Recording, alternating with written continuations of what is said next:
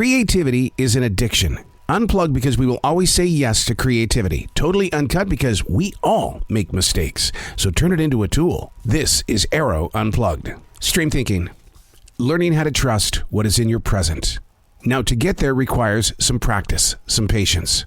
My exercise each day is one sheet of paper, 10 minutes. That's it. Write about whatever is moving through your presence of right now with absolutely no judgment. Stream thinking sharpens your skills as a listener, as a communicator, and as an activator.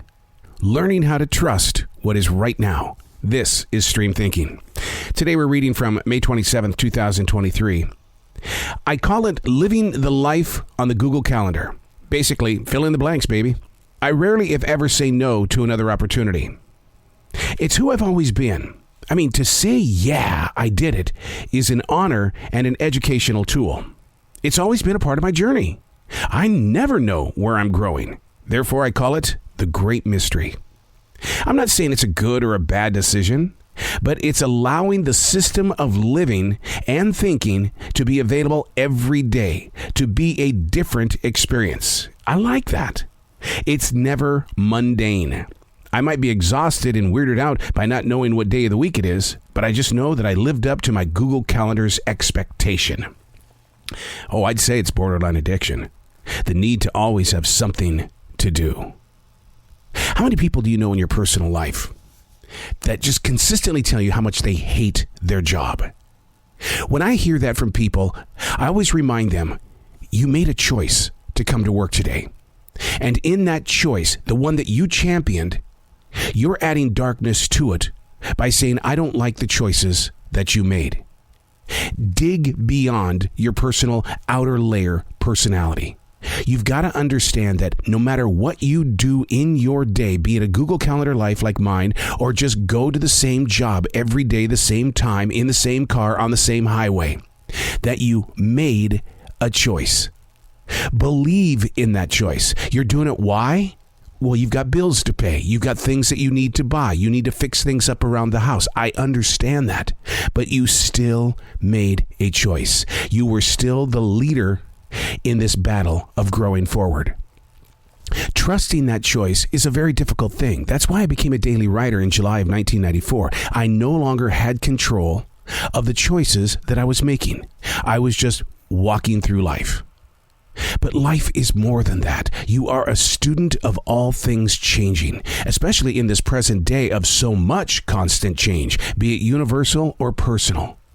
But no matter what you do, the moment your eyes open and you put your feet on the floor, the next step is your choice.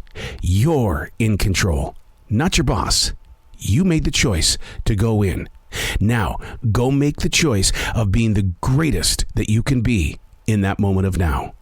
But how do you do that?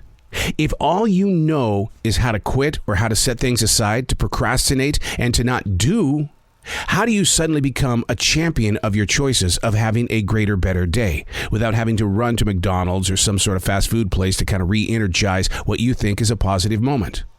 Look for the little things. Put your hands on those things that are invisible to everybody else and say, I did this. This was my choice. Now, here's a thing that you can also do.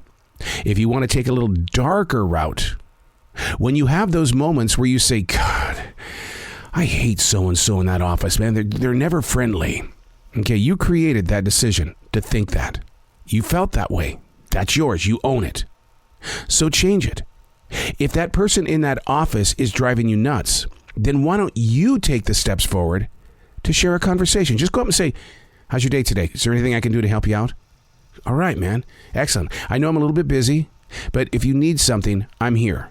Because the thing about it is, though, is that in your choice, you don't know what their choices are. You don't know what's going through their head and heart. They might be having problems at home. They could be having problems with the people above them. You don't know what's going on with their banking account. And yet you're picking up on their negative energy. Congratulations. You can read body language. Now what do you want to do about it? It's your choice. Be the leader of that choice. I'm Arroe, and that's Stream Thinking.